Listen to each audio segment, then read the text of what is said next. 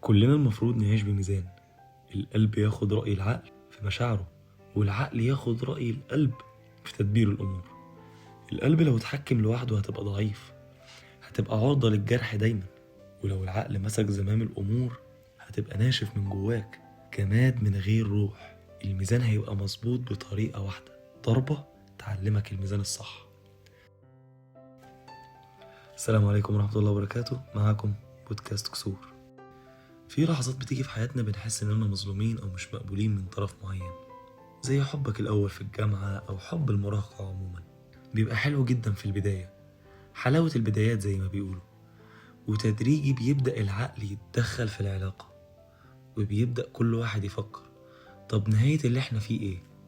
انت ممكن تكون الطرف المتمسك بالعلاقة وعامل اللي عليك، بس الطرف التاني مش حابب الوضع وشايف ان هو يستاهل الأحسن، عايز كل الأيام تبقى زي البداية، فيبدأ يبعد ويفهمك ان انت اللي غلط وانت اللي جواك وحش وما قدرتش تعمل اللي عليك في نجاح الحب ده. تبدأ تدخل في دوامة، هل أنا فعلا قصرت؟ هل أنا اللي وحش؟ هل أنا إنسان محدش يتقبله؟ أسئلة كتير بتيجي في دماغك في اللحظة دي وبتدمر عقلك، بس الإجابة لأ.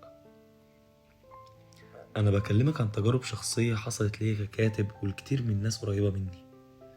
أنت مش وحش ولا ظالم ولا غير مقبول، المفروض تبقى راضي وفرحان إن بدأ عقلك ينضج صح. ما ينفعش تزعل لسبب بسيط، إنك هتبدأ تفكر في المستقبل وهتحدد الصح من الغلط. هتبدأ تشغل دماغك بعد كده وعقلك يتناقش مع قلبك. مش هتكون قفل ولا هتكون وحيد ولا هتكون بالكلام الدارج دلوقتي توكسيك، لا، هتكون فعلا شخص محدد اللي يناسبه. هتدوس على قلبك أحسن ما حد تاني يدوس عليه ويحسسك إنك عاجز والعيب منك. كل ده لازم كنت هتتعلمه بعد اللي انت شفته. كلنا كنا لازم ناخد الضربة اللي تفوقنا، من غير الضربة الأولى اللي حصلت ما كنتش هتعرف تتعلم. مش هتقدر تقوم من غير ما تقع الأول، وهتعرف قيمة إنك محافظ على قلبك فعلا لما تلاقي اللي يستاهلك بجد ومقدر قيمتك. هيقدر ينور نور قلبك وحياتك، مش هيجي يجرح فيك زيادة ويخليك مكسور من جواك. بس انت متستعجلش، اهتم بحياتك الأول، واهتم إنك تحكم عقلك بإرادتك انت، بدل ما قلبك يموت وتشغل عقلك غصب عنك. وهيبقى حتى التفكير بيه مش لصالحك، لأن قلبك لو مات روحك بتموت هي كمان، وأنا مرضلكش كده. انت مش وحش، تستاهل روحك تكون مبسوطة دنيا وآخرة. ربنا خلق كل واحد فينا ليه نصه التاني اللي ما ينفعش يعيشوا غير مع بعض. ما تستعجلش، ربنا دايما بيوصل الأمانات لأصحابها، والأمانة بتاعتك اللي هي تمثل نصك التاني هتوصل ولو بعد حين. كلمة من قلبي بعد التسجيل، أتمنى لكم العافية، وأتمنى تكون قلوبكم منورة وخالية من جروح الزعل.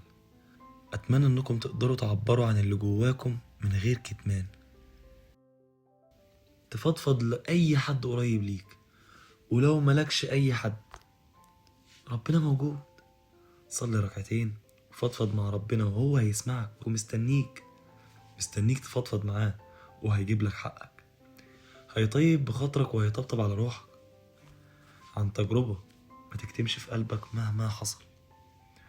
ولو عجبك البودكاست اعمل اشتراك وابعته للي شايف انه يقدر يفيده. مع السلامة.